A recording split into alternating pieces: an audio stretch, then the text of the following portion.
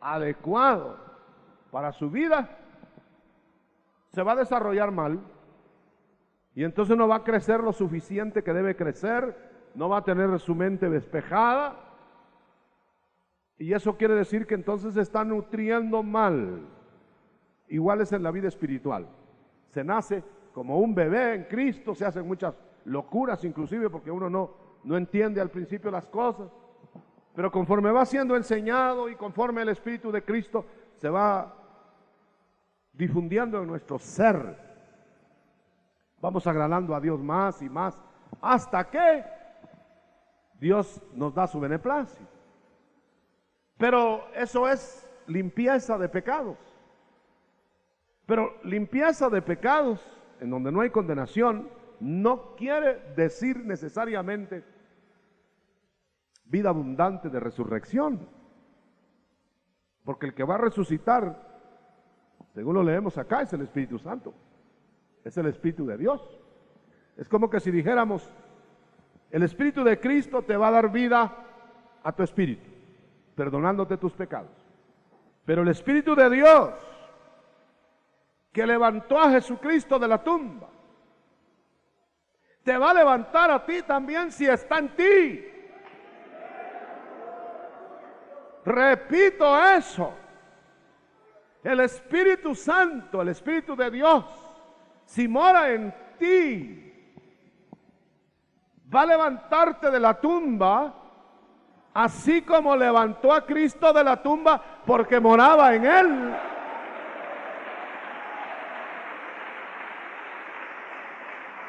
Bueno, quizá aquí venga una pregunta seria, bien seria. ¿Sabe cuál sería la pregunta?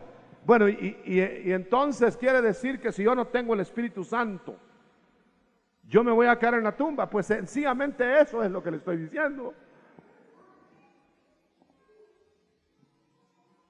Porque no dice que le va a levantar de la tumba, sino el Espíritu de Dios. Si mora en ti, dice. Lea bien el pasaje, verso 11. Léalo y no me eche la culpa a mí. Porque dice el verso 11, si el Espíritu de aquel que resucitó a Jesús vive en ustedes, no dice si el Espíritu de Jesús está en ustedes, sino si el Espíritu de aquel que resucitó a Jesús mora en vosotros. Ese que mora en vosotros te levantará tu cuerpo mortal. Entonces viene otra pregunta más seria. Entonces quiere decir, hermano, que el Espíritu Santo debe estar en todo creyente. Claro, por supuesto. Entonces quiere decir que el que cree en Cristo con la mente natural, pero que no se ha convertido, o sea que no ha recibido a Cristo adentro, ese en realidad no tiene el Espíritu de Cristo. Él lo que tiene es una creencia.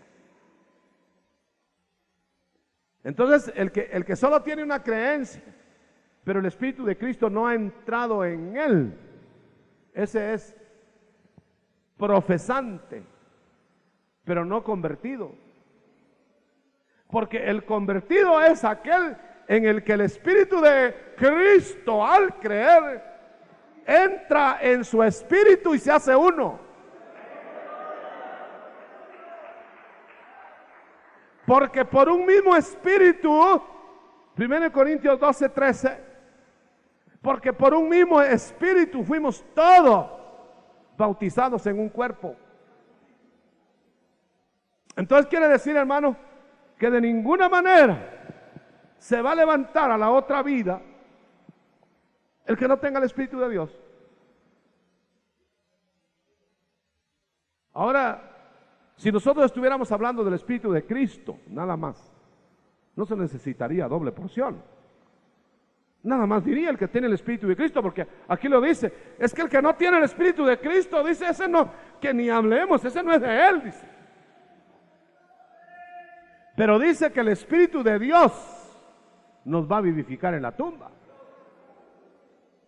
Porque ese mismo Espíritu fue el que vivificó a Cristo cuando estuvo en la tumba.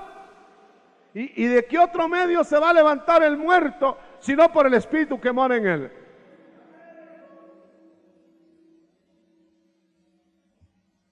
Por eso los muertos desde Adán hasta la cruz y hasta el día de hoy, pues no se han levantado ninguno. Y los que se habrán levantado, esos son tratos específicos.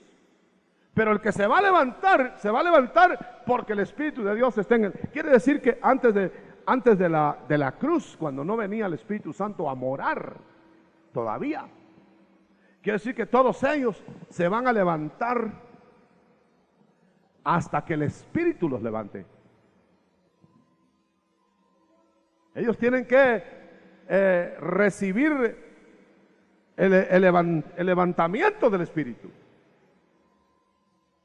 Nosotros ahora, por eso nos dice el Señor claramente, que nosotros ahora ya tenemos el Espíritu, al Espíritu.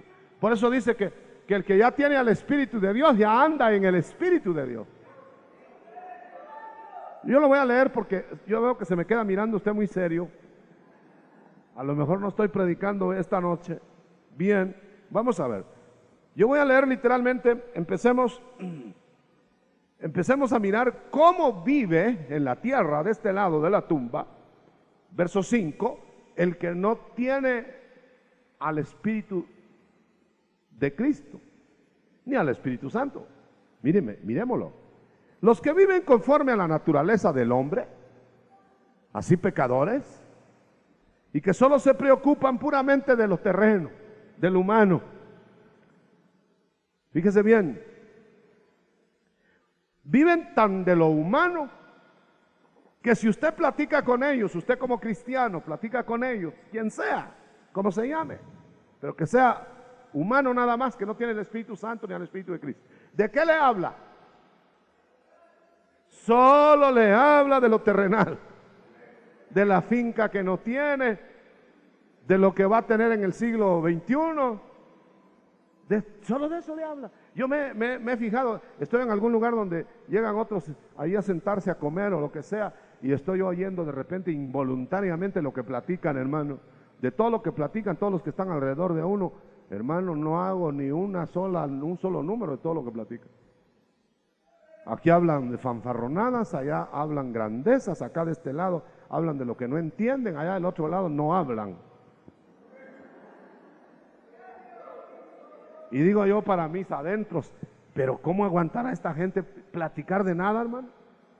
¿De qué está platicando? De nada. Y usted de nada tampoco. Y cuando no tienen de nada de qué platicar, fanfarronean. Fíjese, dice que la semana pasada cuando estuve en Nueva York, no conocen ni Misco. Y el año pasado, cuando estaba yo allá en el África, no saben ni dónde queda.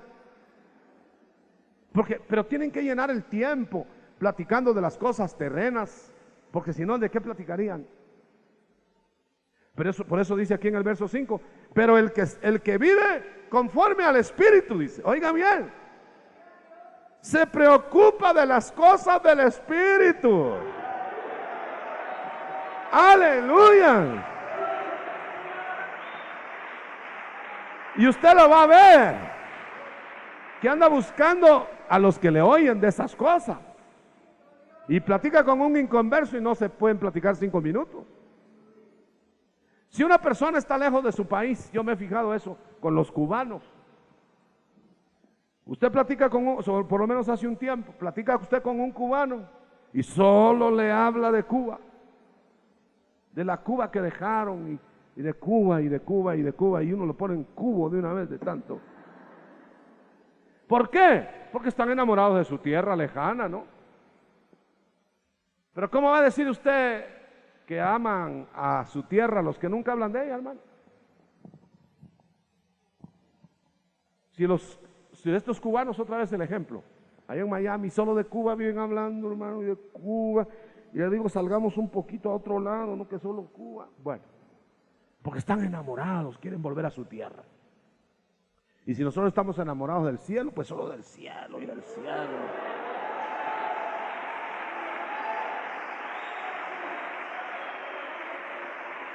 Pero el que no es del cielo le dice, ay, hablemos de otra cosa, aunque sea de que mañana juegue el Municipal contra el Comunicaciones.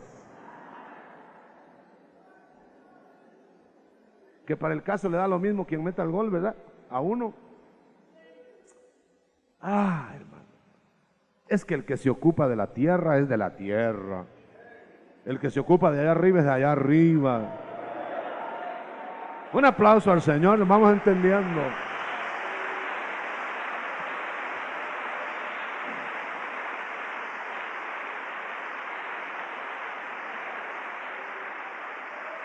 Ahora le voy a dar una mala noticia a los que solo hablan de la tierra, aunque sean cristianos. Porque hay cristianos que están tan carnales que solo hablan de carne, de puyazo y de lomito, que está más suave. Los que se preocupan por lo puramente humano, verso 7, son enemigos de Dios, dice. Porque no se pueden someter a su ley. Por eso es que no hablan de eso, les da miedo. Pero los que viven sometidos a los deseos de la carne, no pueden agradar a Dios. Por eso si alguien es cristiano y habla solo de carne y carne y carne, Dios está ofendido con él. Porque él debía estar hablando del Espíritu. Del Espíritu, hermano. Por eso, ¿quieres tú averiguar quién es espiritual? Mira qué conversa. Por supuesto que en un ratito en la iglesia quizá conversamos de lo mismo, ¿verdad? Pero cuando están así, que los sorprende uno conversando, ¿de qué están conversando? De lo que les interesa. Si hablan de Cristo, les interesa a Cristo, y a toda hora que los encuentres, están hablando de Cristo, ¿me entiendes? Pero el que no le interesa a Cristo está hablando del papagayo, y hablando del gallo, y hablando del perico. Y de perico de los palotes. De cualquier cosa, hermano. Porque en algo hay que ocupar la vida, ¿verdad?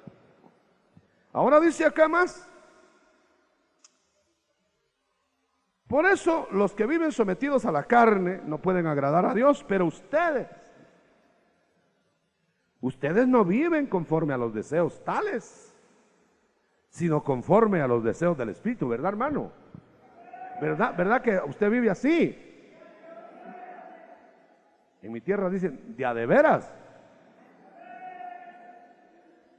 ¿O será que nomás cierra la puerta de su casa y habla de otra cosa? Una grabadora, le ponemos una grabadora y a ver de qué habla. Ahora dice acá, ya no viven ustedes conforme a la carne, si es que realmente el Espíritu de Dios vive en ustedes. O sea que se puede sospechar de una persona que nunca habla del Espíritu ni con el Espíritu, de que a lo mejor no lo tiene. Sospechar, porque no lo puede usted garantizar, pero lo más probable es que no lo tiene porque no habla de lo que no tiene. Pero dice, porque el que no tiene el Espíritu de Cristo, dice el verso 10, ese de una vez no es de él. A mí me dijo una vez una persona que iba a las iglesias, le digo, usted busca al Señor. Mire, me dijo, yo no soy nada, ¿para qué lo voy a engañar? Yo no creo en nada. Bueno, pues ese no tiene el Espíritu de Cristo, ¿verdad? Ya no lo oculta. Le dice, no, yo ¿para qué lo voy a engañar? Yo francamente no creo en Jesucristo. Pero si Cristo vive en ti, hermano, tu espíritu vive. Porque Dios lo ha librado de culpa. Ahora, si tú estás sin el Espíritu de Cristo, entonces el Espíritu de Cristo no te va, como no está ahí, No te va a decir cómo debes caminar, no te va a decir cómo debes andar.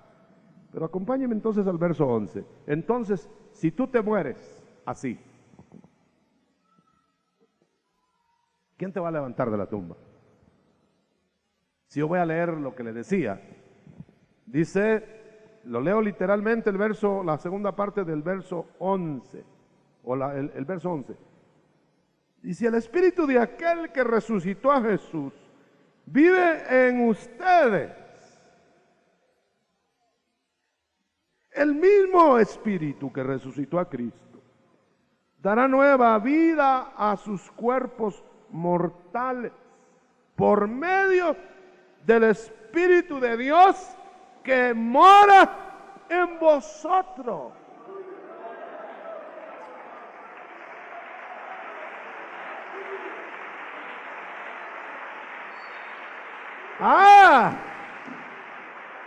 Entonces quiere decir que yo te puedo preguntar, ¿tienes al Espíritu Santo morando en ti? Entonces no tengas pena que si te mueres te levanta.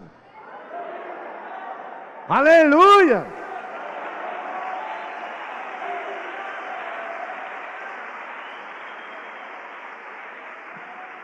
Pero si el Espíritu de Dios no está en ti, tiembla, porque no te van a levantar.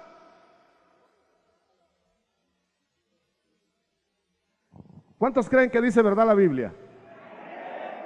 ¿Lo estaré inventando yo eso o está ahí en la Biblia? Ahí está. Ay, hermano, pero entonces quiere decir que los que no tenemos fiesta de Pentecostés, no tenemos al Espíritu Santo. Mire, hermano, yo no he dicho tal cosa. Lo que yo estoy diciendo es que el que no tiene morando en él al Espíritu Santo. Ahora, Pentecostés es la fiesta del Espíritu Santo adentro de uno. Pero puede ser que alguien tenga el Espíritu y no le dé lugar a la fiesta. Porque no lo han instruido, porque le han dicho que no hay que ser escandaloso, porque le han dicho que no suba la voz porque Dios no es nervioso, o ni sordo tampoco, porque le han dicho que la manera de alabar y adorar a Dios es que no lo oiga nadie. Pero a mí me dice la Biblia que cuando hay algarabía de Dios en el Espíritu se oye lejos, dice. Dice que cuando Esdras y Nehemías estaban en el avivamiento del retorno de Israel a reconstruir los muros, dice que la algazara, unos lloraban, otros reían, unos gritaban, otros saltaban, dice, se hacía temblar la tierra y lo oían lejos.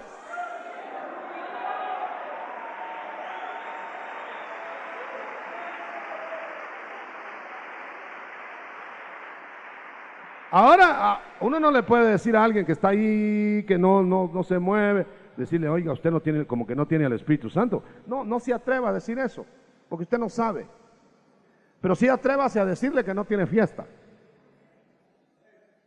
Usted sabe que el hijo pródigo estaba dentro de la casa, bañado y arreglado, y todavía no estaba la fiesta.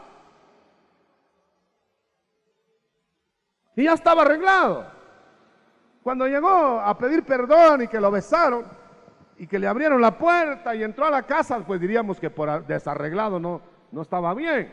Pero cuando ya estaba bañado, cambiado de ropa, zapatos nuevos, todo perfecto. Sin embargo, no había empezado la fiesta. La fiesta, cuando empezó la fiesta y que empezó la música, ahí por allá volaban los zapatos del hijo pródigo.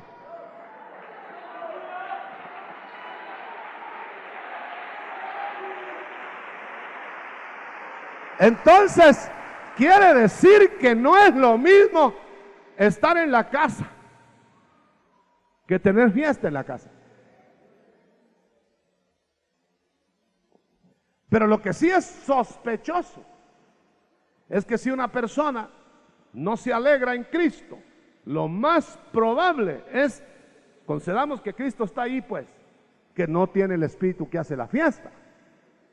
O si no, a lo mejor no tiene nada. Nada. Yo conocí una persona que en esas loterías que hacen en Estados Unidos, que no sé qué arreglan números ahí, unas cosas raras y amanecen millonarios peladitos. Y conocí a uno que tiró el número a la basura antes de que se lo sacara.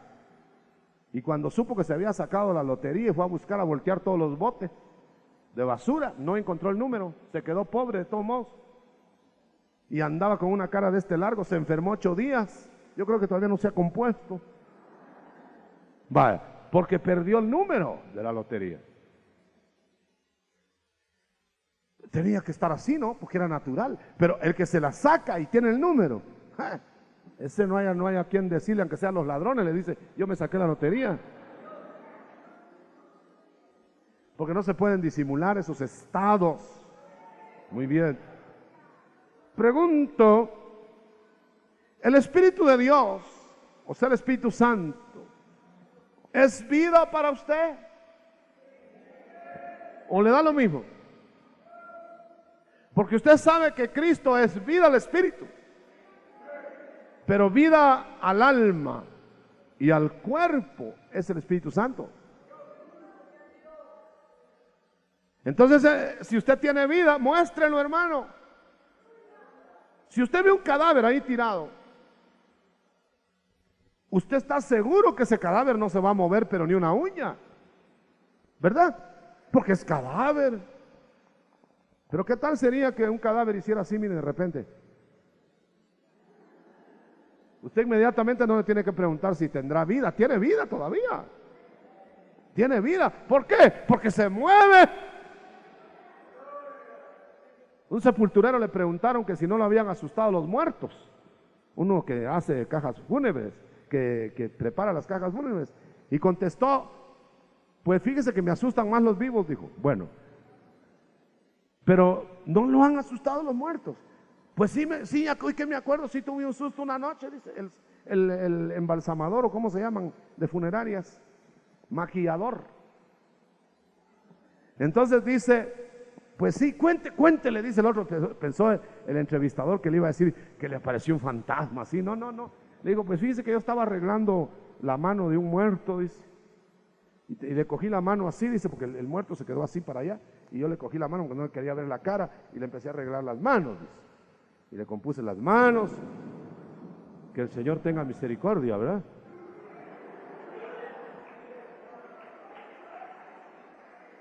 Y entonces dice que sintió que la mano, era la mano izquierda la que estaba arreglando, y entonces el muerto estaba tirado para atrás así con la mano derecha suelta. Y en eso sintió que le hizo así en la otra mano. Y dice que él vio la mano aquí, la otra que le faltaba arreglar. Salió corriendo, ya no arregló ni la mano que tenía. Y fueron todos a ver, hasta con pistolas ahí en mano, ¿verdad? Y no, lo que pasó es que el cadáver lo habían dejado así mal puesto y se resbaló la otra mano, pero como el otro no lo sabía. Pero todo esto lo estoy diciendo, ¿sabe por qué? Porque donde hay movimiento hay vida.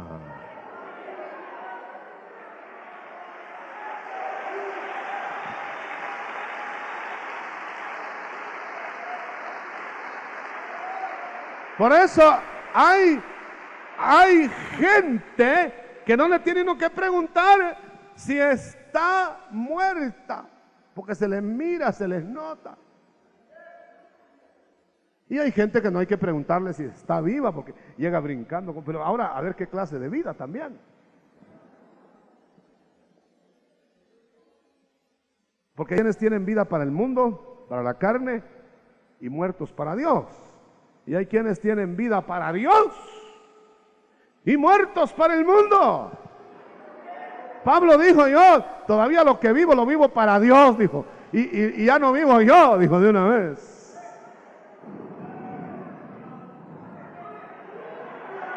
Gloria a Dios.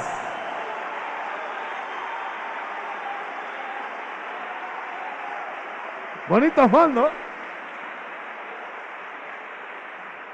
Yo conocí un hermano de Puerto Rico que decía cuando había trueno, decía, habla Jehová que tu siervo oye.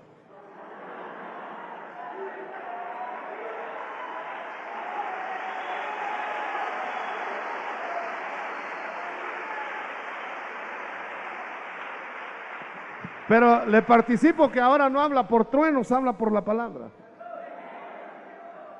Así que no espere truenos, ahora son adornos adicionales. Casualidad, ¿verdad? Muy bien. Se me fue el tiempo ya por estar hablando de los rayos. Muy bien, entonces, hermano y hermana, convenga conmigo, así que nosotros, verso 12, 8:12, ya no tenemos ninguna obligación para vivir conforme a los deseos del hombre. Ya tú sabes que no debes vivir conforme a esos deseos, de tal manera que cuando vengan esos deseos de la carne, tú no tienes obligación porque no te puede obligar. Yo siempre pongo un ejemplo. ¿Usted se recuerda? No se recuerda, pero usted ha leído cuando cayó Eva. Usted sabe que dice que la mujer es el sexo débil y que la mujer es débil. Yo creo que es más fuerte que uno. Si se muere uno primero, hermano. Y las mujeres no se mueren. ¿Sabe usted que hay más viudas que viudos? Eso va en contra de uno de varón, pero ¿qué vamos a hacer, verdad? Pero fíjese que cuando Eva, que era la débil, por eso la atacó el diablo, cayó. Yo no veo que a Eva la haya llevado a la fuerza el diablo. Hasta platicando iban, hermano. Pues sí, como te venía contando, le decía Eva. Fíjese, quiere decir que el problema de Eva fue hacer amistad con el enemigo. Y se fue caminando, hermano, caminando. Así que no me cuente historias nadie. Fíjese que me amarró el diablo y me llevó. Fíjese que el diablo me hipnotizó y ahí me fui al pecado. Fíjese que ahí... No sé quién me dijo una vez que había caído en pecado. ¿Sabe qué me dijo? Y de veras, esto no es anécdota. Yo lo oí con estos oídos. Y me dijo, fíjese, hermano, que ahí iba yo ya a pecar. Estaba como sonámbulo. Y ahí iba yo a pecar. Vaya, gracias a Dios que desperté medio camino. Me le quedé mirando. ¿Está hablando en serio?, le dije. ¿Cree usted que le voy a aceptar ese asunto? No, mire, para decirle verdad. No, hermano, no, si estaba algo despierto. Iba con un ojo abierto y otro cerrado.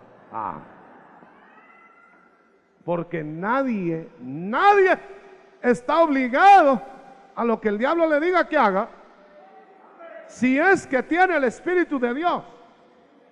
Ahora, si no tiene el Espíritu de Dios, aunque le diga al diablo, el bebedor, por ejemplo, no, diablo, hoy no voy a tomar.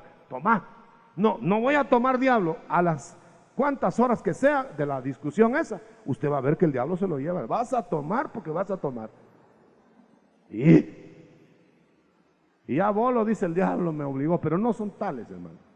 Entonces quiere decir que si nosotros no estamos a merced del diablo,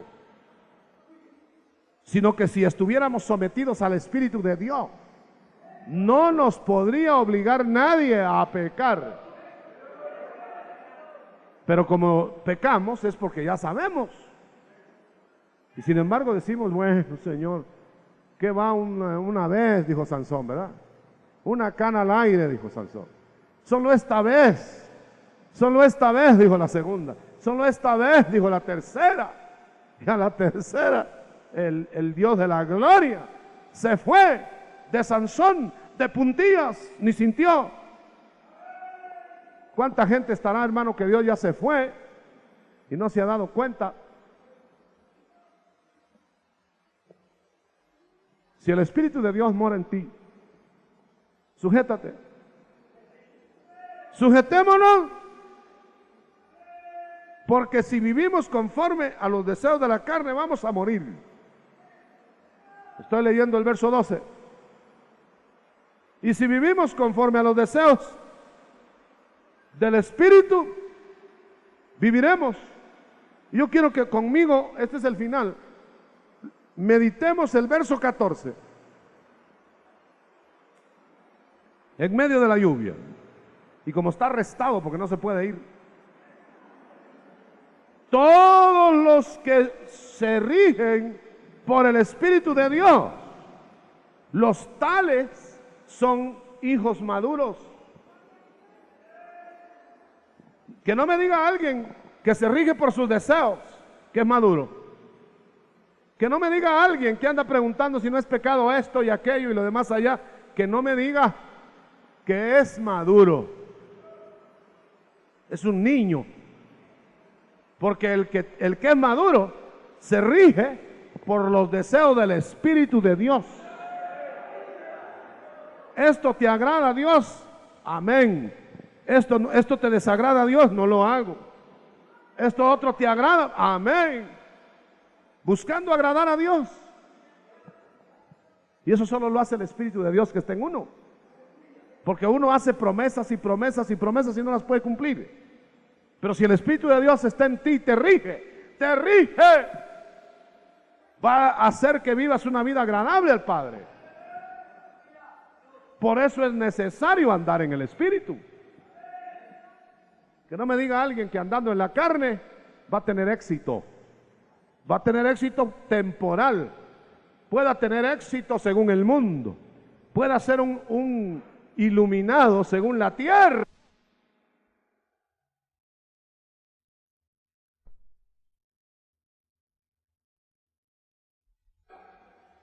Pero si no estaba andando en el Espíritu, Dios no lo va a sacar del desierto.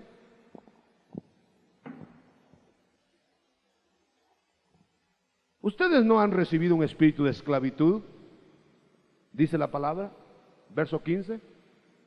Ustedes no han recibido un espíritu de esclavitud, sino que han recibido un espíritu, ¿cómo dice? ¿De qué? O sea, un espíritu en que el Padre te dice a ti, ahora eres mi hijo, ya te adopté. Entonces usted no tiene por qué estar con cobardía, con temor. Ah, yo tengo un Padre que me ha adoptado. Muy bien, vamos a ver cómo finaliza. Porque dice, nosotros le decimos, a veces no entendemos las inflexiones del idioma original. Mire, por ejemplo, aquí dice, le decimos Abba Padre, ¿verdad? Por el cual clamamos Abba Padre. ¿Pero qué quiere decir Abba Padre? Abba Padre quiere decir papito.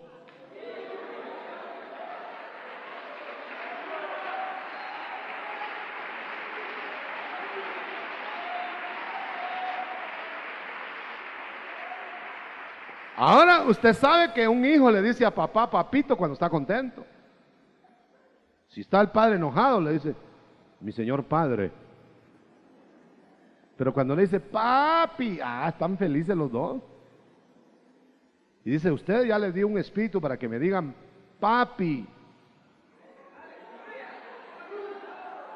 Fíjese usted que el Israel natural no podía ni mencionar el nombre de Dios. Mejor no lo mencionaban, lo respetaban tanto que ni lo mencionaban, solo mencionaban sustitutos. Pero nosotros ahora ya no solo le podemos decir papá, sino papi. Quiere decir que el mejor tiempo para estar más cerca de Dios es ahora. Nadie le había llamado papi antes. Gloria a Dios.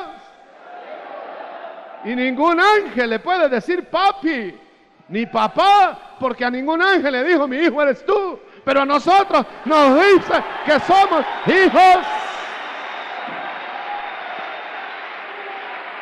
Un aplauso fuerte.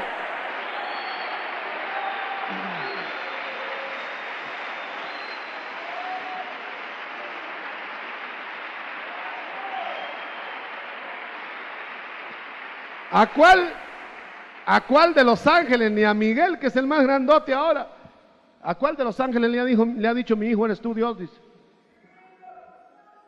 En cambio se lo dijo a Cristo. Y Cristo nos dijo, yo les doy el derecho porque soy coheredero con ustedes. Díganle papi a mi papá. ¡Aleluya!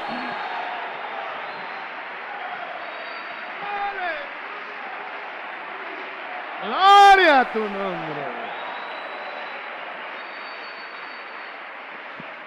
No es irreverencia.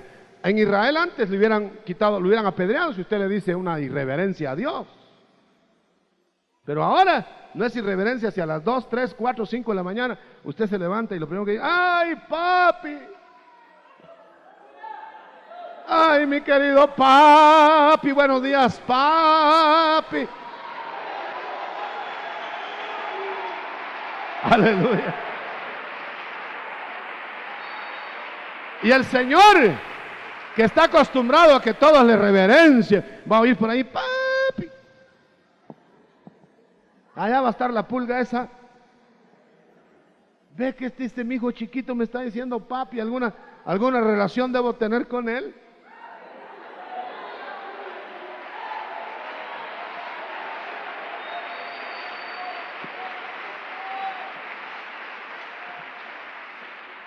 Y el que hace los monstruos marinos, las montañas, se fija en uno que le grita papi. Y el que hizo los gusanitos, se fija en todo, hermano. Por eso, la doble porción. El Espíritu de Cristo te salva. El Espíritu Santo te levantará si te mueres. Y te dará vida a tu cuerpo mortal ahora.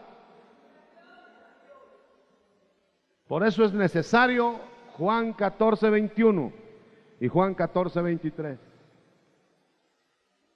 En el 21 llega el Hijo. En el 23 llega el Espíritu Santo. En el 21 dice, se manifestará Cristo a ti. Y en el 23 dice, nos manifestaremos y vendremos a morar. Vendremos. Entonces, más de uno. Gloria a Dios.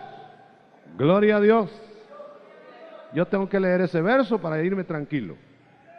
Juan 14, 21. Ese fue el verso con que el Señor me trajo a la vida abundante a mí.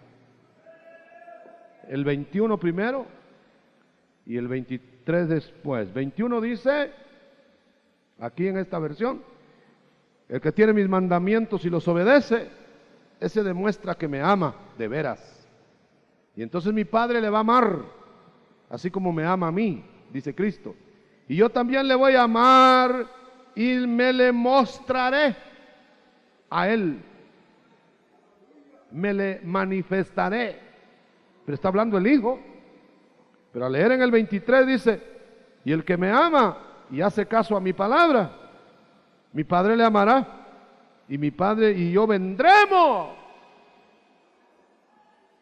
a vivir con Él. Y el Padre se ha hecho presente ya, anticipándonos su venida por el Espíritu Santo, que es el Espíritu de Él.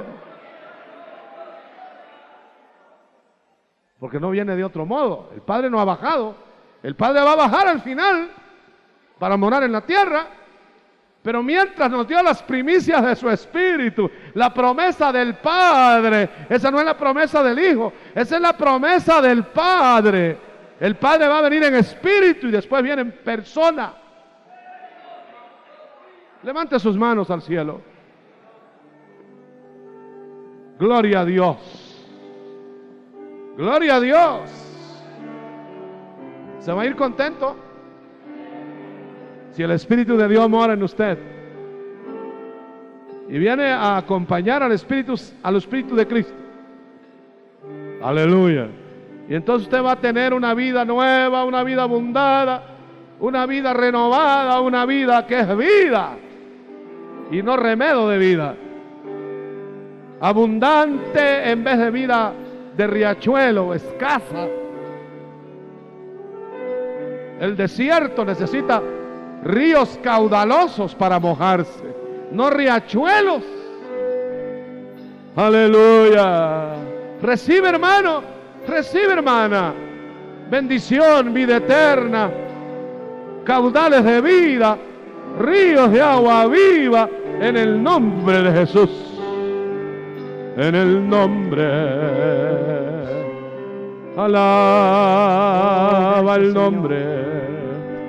el nombre de Cristo. Alábale.